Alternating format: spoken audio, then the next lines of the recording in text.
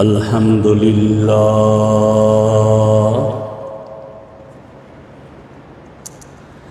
الحمد للہ وکفی والصلاة والسلام علی سید الرسل والصلاة والسلام علی سید الرسل وخاتم الانبیاء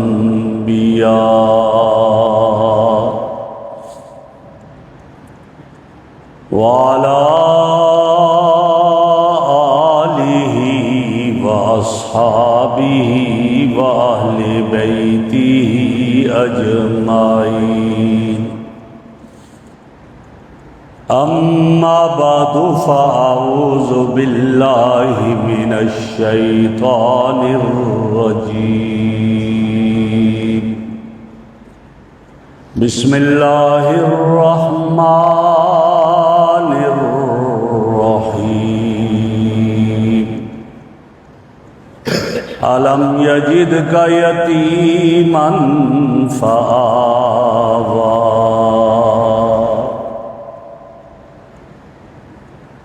وقال رسول اللہ صلی اللہ علیہ وسلم انما بعثت لأتمم مکارم الاخلاق صدق اللہ مولانا العظیم وصدق رسولہ النبی الکریم اللہم صل علی سیدنا و مولانا محمد وعلی آل سیدنا و مولانا محمد و اصحاب سیدنا و مولانا محمد و بارک وسلم علیہ۔ انتہائی قابل صد احترام بزرگوں اور عزیز دوستوں، گزشتہ جمعہ ہماری گفتگو یہاں پر آ کر رکی تھی کہ حضرت آمنہ نے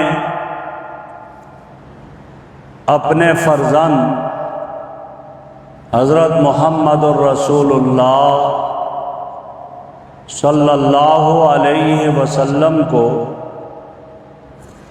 دعاؤں کے ساتھ حضرت حلیمہ سعدیہ کی گود میں رکھا اور وہاں سے وہ لے کر اپنے گھر چلی،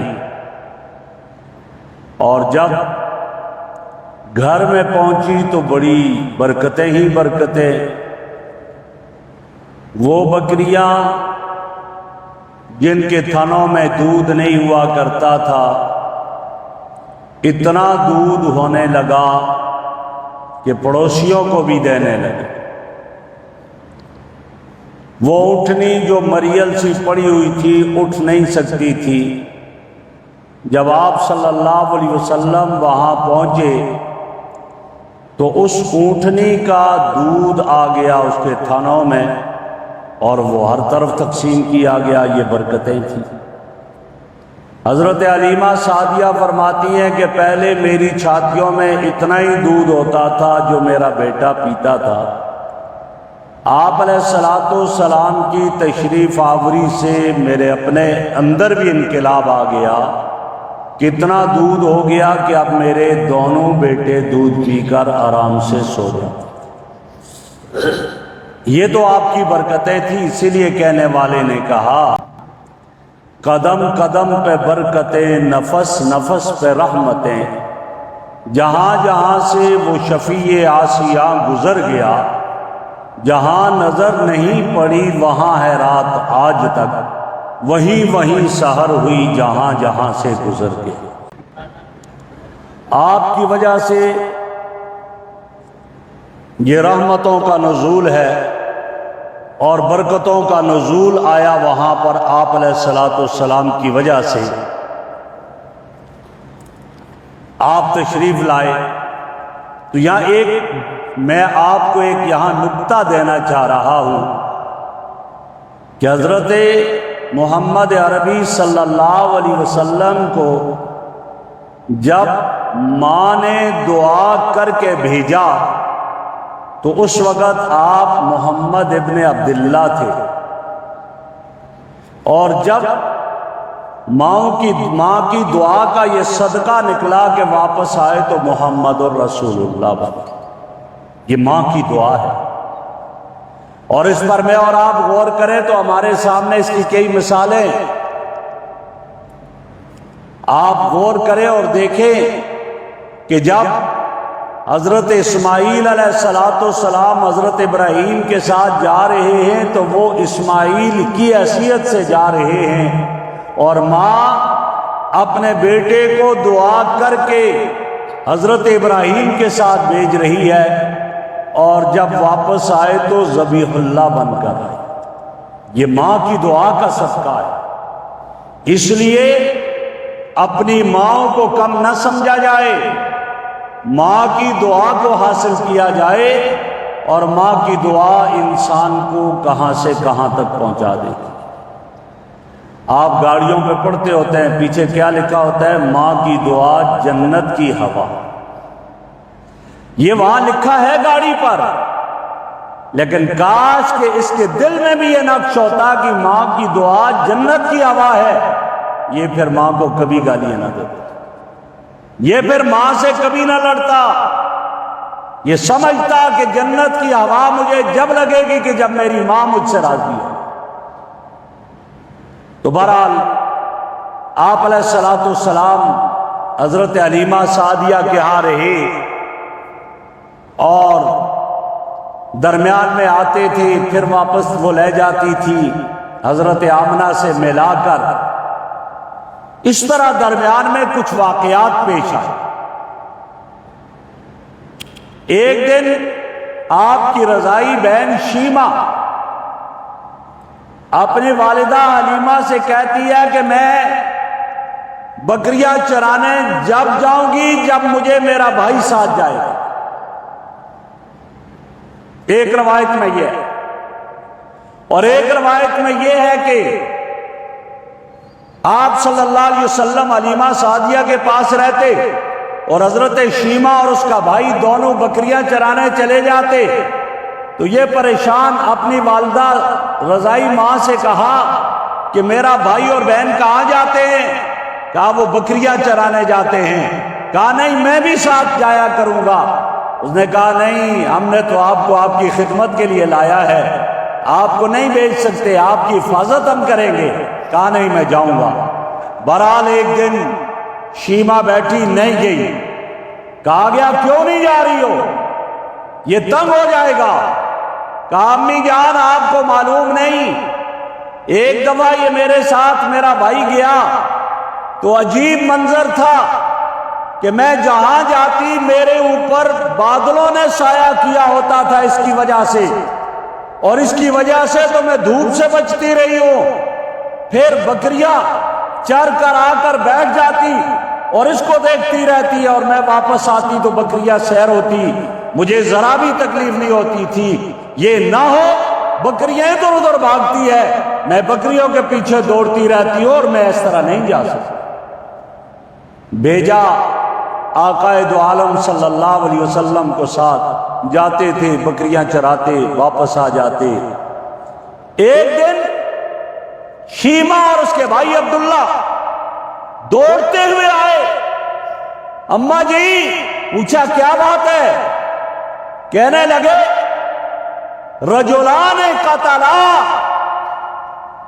اخانا، دو آدمیوں نے آج تو ہمارے بھائی کو قتل کر دیا۔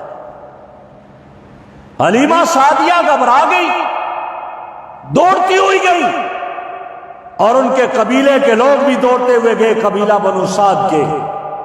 دیکھا میرے آقا ایک درخت کے نیچے ٹہنی پکڑ کر کھڑے ہیں، البتہ کچھ چہرے کا رنگ متغیر۔ پوچھا کیا ہوا؟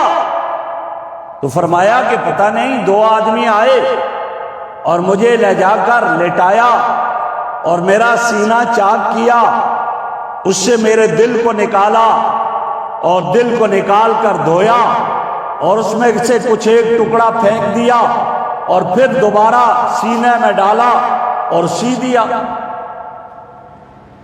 اس کو کہا جاتا ہے اوپن ہارٹ سرجری۔ آج لوگ فخر کرتے ہیں ہم تو اتنی ترقی کر بیٹھے کہ آدمی کے دل کو اس سے سینے سے نکال کر رکھتے ہیں پھر بھی وہ بچا رہتا ہے، زندہ رہتا ہے۔ بابا یہ جدید ٹیکنالوجی ہے، اگر تم نے کر دیا تو کیا کمال ہے۔ اس وقت جب کوئی ایسے اسپتال نہیں تھی، آپریشن تھیٹر نہیں تھے، کچھ بھی نہیں تھا، میرے آقا کی اوپن ہارٹ سرجری تو سخت بھی ہوئی ہے، دل کو نکالا گیا ہے، دھویا گیا اور کہا کہ پھر سی دیا اور بند کر۔ آپ صلی اللہ علیہ وسلم کے سینے کو چاک کر کے دل نکالا اور دل میں سے ایک لوتھڑا نکال کر پھینک دیا، فرمایا اس کو نکال دو اور وہ نشان باقی رکھے۔ اس کو شق کے صدر کہا جاتا ہے، نشان باقی رکھے سینے کے، جہاں کانٹے جہاں ٹانکے لگائے گئے تھے وہ سینے کے نشان باقی رکھے۔ اور حضرات صحابہ کہتے تھے کہ ہمیں آپ کے سینے پر وہ نشان نظر آتے تھے۔ جو رب سینہ چاک کروا کر کے دل کو نکلوا کر کے واپس رکھ سکتا ہے، وہ نشان بھی مٹا سکتا تھا۔ نشان کیوں رکھے؟ تاکہ بعد میں کوئی اس کا انکار نہ کرے۔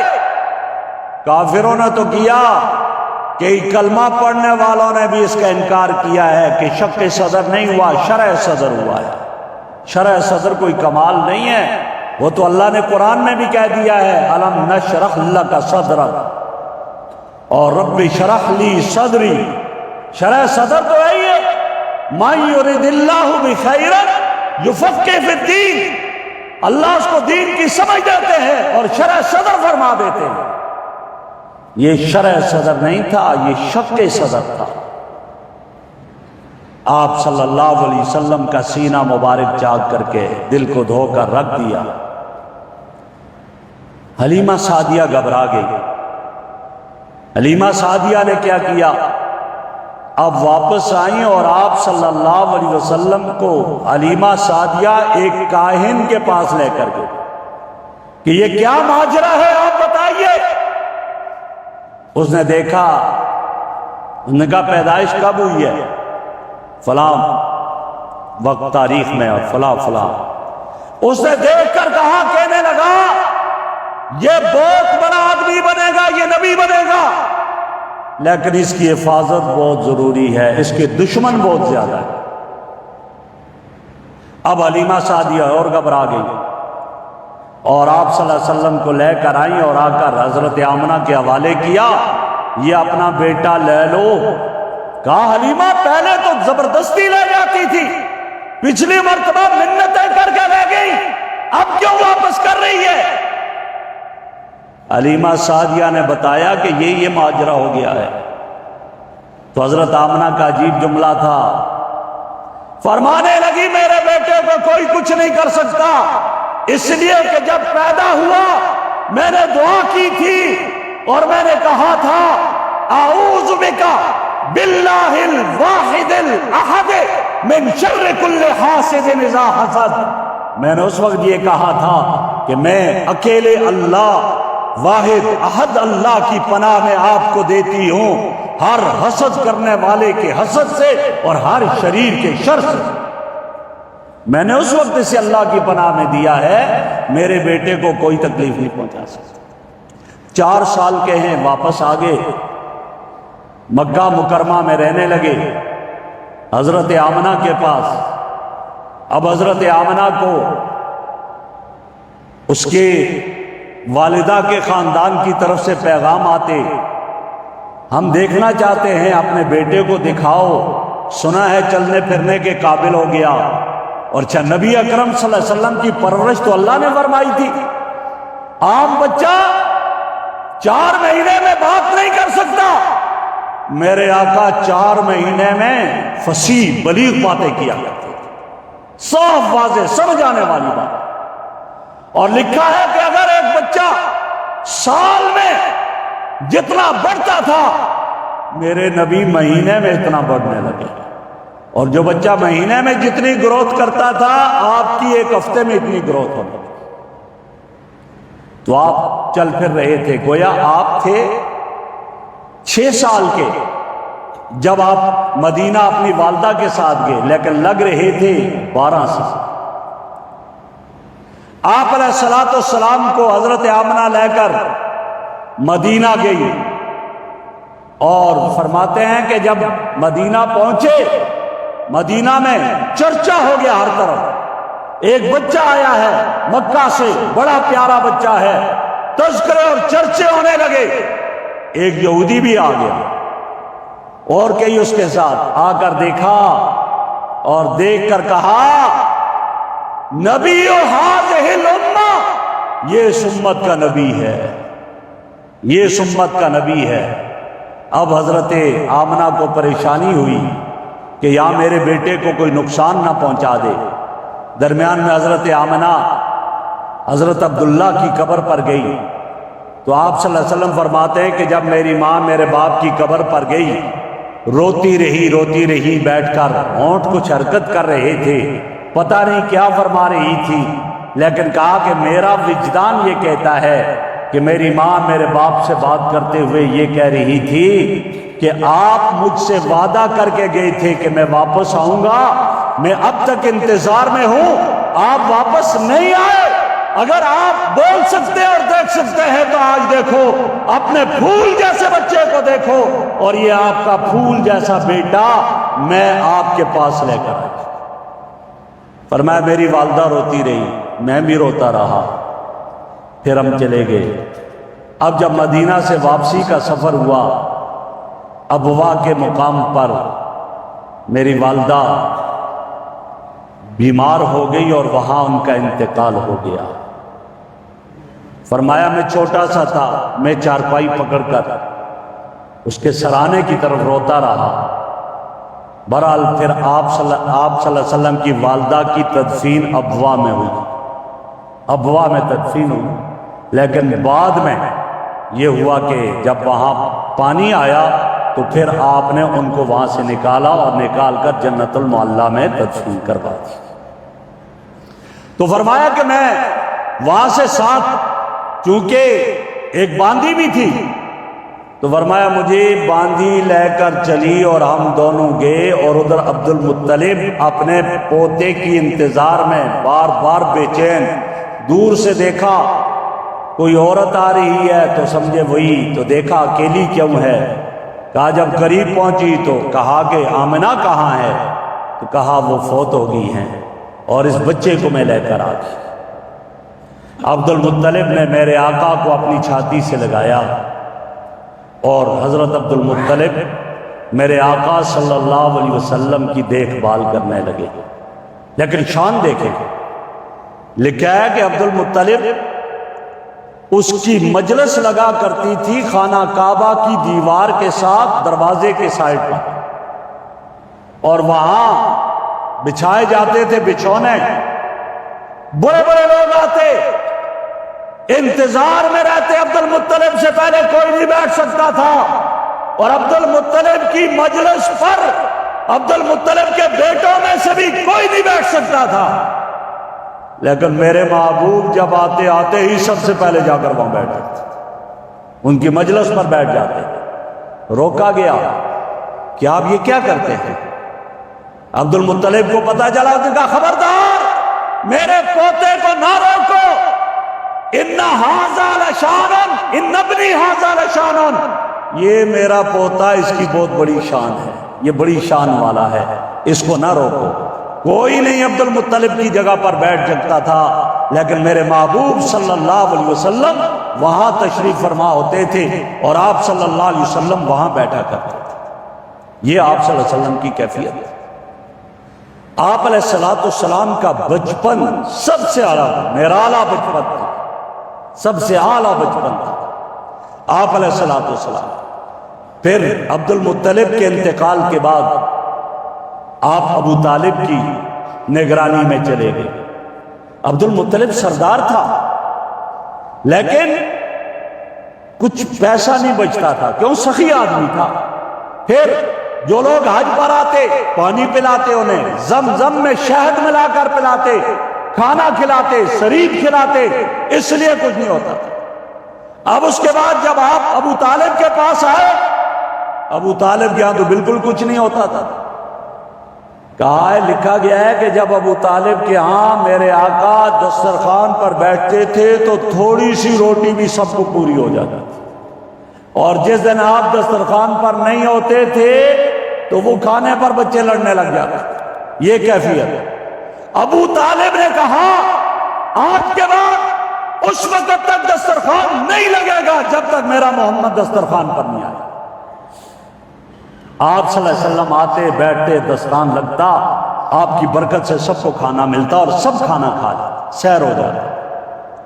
لیکن آپ نے یہ دیکھا کہ میرا چچا ہے، اس کے پاس ہے کچھ نہیں، تو آپ نے اجازت مانگی کہ میں کچھ مزدوری کر لیا کروں۔ تو وہ نہیں مان رہا تھا، تو کہا نہیں میں کروں گا، آپ پر بوجھ نہیں بنوں گا۔ تو آپ صلی اللہ علیہ وسلم نے کیا مزدوری کی؟ آپ نے بکریاں چرانا شروع کی، بکریاں چرانے لگے۔ اچھا، اس میں کیا حکمت ہے؟ ہر نبی نے بکریاں چرائی ہیں، ہر نبی نے بکریاں چرائی ہیں۔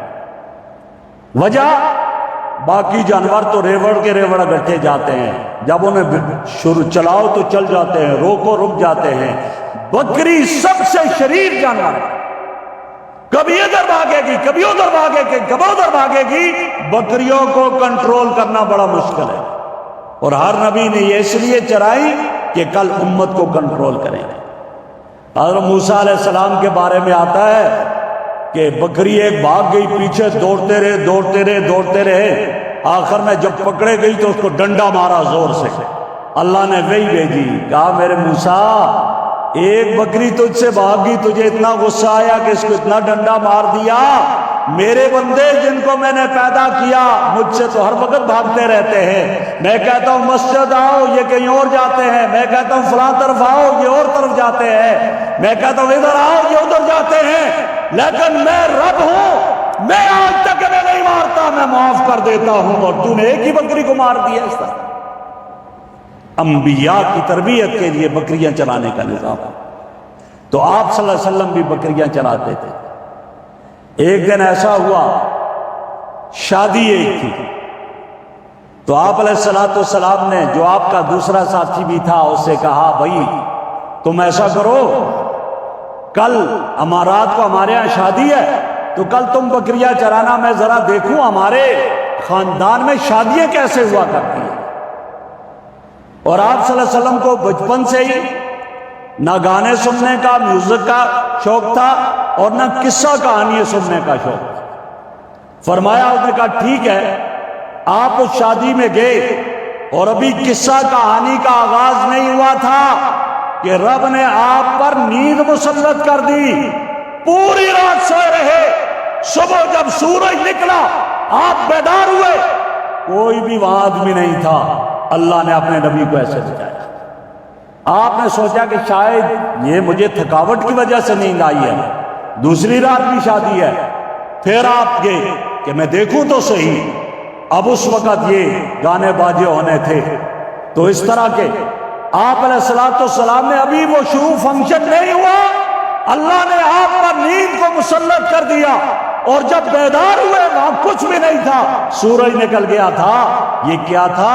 اللہ نے اپنے محبوب کو بچایا تھا، اللہ رب العزت نے اپنے محبوب کو بچایا، اور اللہ کے ہر حکم کو آپ نے پورا کیا ہے، اتباع کرتے رہے ہیں۔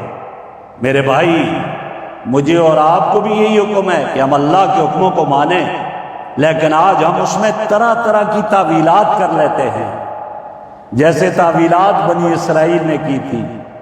بنی اسرائیل کو کیا حکم ملا؟ ہفتے کے دن مچھلی کا شکار نہیں کرنا۔ ان کا ٹھیک ہے، کوئی مسئلہ نہیں، وہ جہاں پانی ہوتا تھا مچھلی ہفتے کو بہت آتی تھی باہر، قریب میں گڑا بڑا کھود کر کے نالی بنا دیتے، یہ ہفتے کے دن مچھلیاں اس گڑھے میں چلی جاتی، نالی کو بند کر دیتے، اتوار کے دن انہیں نکال کر جو ہے شکار کر لیتے، کہتے جی ہفتے کی ممانعت تھی، ہم نے تو ہفتے کو نہیں کیا، اتوار کو کیا ہے۔ اللہ نے پھر کیا کیا؟ اللہ نے ان کی شکلیں مسخ کر دی، حکموں میں تبدیلی کیا انہوں نے۔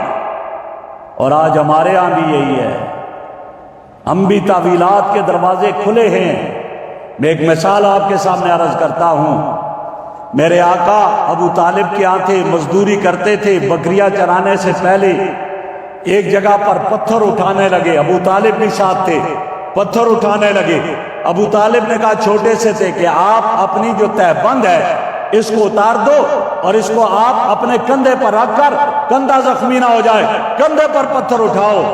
جب یہ کہا تو میرے آقا نے نہیں مانا، تو جب پھر کہا تو جو ہی اتارنے لگے آپ وہیں بے ہوش ہو گئے۔ آپ علیہ الصلوۃ والسلام وہاں ہی بے ہوش ہو گئے۔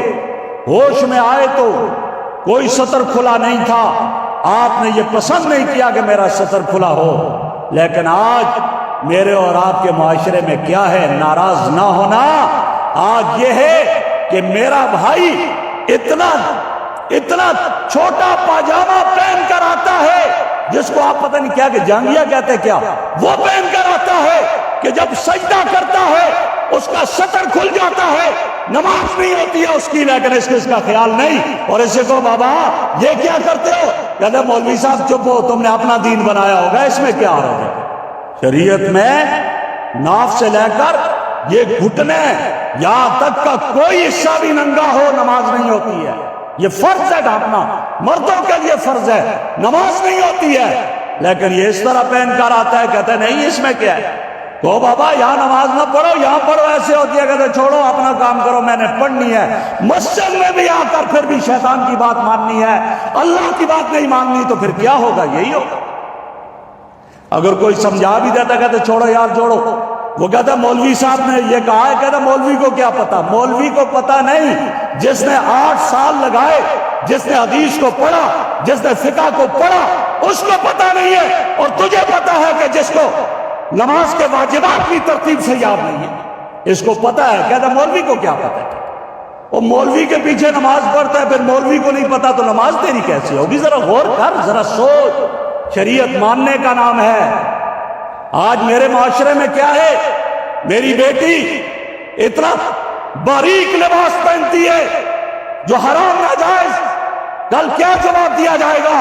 میرے آقا نے فرمایا ربا کاسیۃ عاریۃ فی الآخرہ، بعض عورتیں دنیا میں لباس پہنے ہوتی ہیں، قیامت کے دن ننگوں کی صف میں اٹھے گی۔ کون ہے؟ محدثین نے لکھا جو باریک لباس پہنتی ہے، جس سے جسم نظر آتا ہے، جو ہاف آستین والا لباس پہنتی ہے۔ مردوں کو حکم تھا کہ تم جو ہے ٹخنوں سے اوپر اپنے پانچے رکھو، عورتوں کو تھا زمین پر تمہارے پانچے گھسٹتے ہوئے جائیں۔ آج نظام بدل گیا، آج میرے معاشرے کی بہن بیٹی پنڈلی سے اوپر اپنا پانچا رکھتی ہے، اور میرا بھائی اس کے پانچے زمین پر جھاڑو دیتے ہوئے جا رہے ہیں۔ آج تو یہ ہو گیا، نظام ہی بدل گیا، یہ حال بن گیا میرا اور آپ کا۔ پھر اللہ کی طرف سے گرفت کیوں نہ ہو؟ اللہ کی طرف سے پکڑ کیوں نہ ہو؟ ہم نے دین کو، اپنا دین اپنی مرضی کے مطابق چلانا چاہا، نہ دین میری اور آپ کی مرضی کے مطابق نہیں، دین تو رب کی منشیات کا نام ہے، میرے نبی صلی اللہ علیہ وسلم کی مرضیات کا نام دین ہے۔ حضرت علی رضی اللہ عنہ کیا فرماتے ہیں؟ فرماتے تھے اگر دین عقل کے تابع ہوتا تو عقل کا تقاضا یہ تھا موزے پر مسح نیچے سے کیا جاتا، اس لیے کہ گندگی نیچے سے لگتی ہے، لیکن نہیں، دین شریعت کے تابع، اللہ اور اس کے نبی کے حکم کے تابع ہے۔ ان کا حکم ہے موزے پر مسح اوپر سے کرو، لہذا اوپر سے مسح کیا جائے۔ اپنے آپ کو دین کے تابع کرنا ہے، نہ کہ دین کو اپنے تابع کرنا ہے۔ تو میرے بھائی، میرے نبی صلی اللہ علیہ وسلم کی مبارک زندگی مجھے اور آپ کو یہی سبق دے رہی ہے کہ اللہ کے احکامات کی اتباع کرو تو کامیاب اور کامران ہوں گے۔ اللہ رب العزت سے دعا ہے اللہ تعالیٰ مجھے اور آپ کو عمل کی توفیق عطا فرمائے۔ وآخر دعوانا ان الحمد للہ رب العالمین۔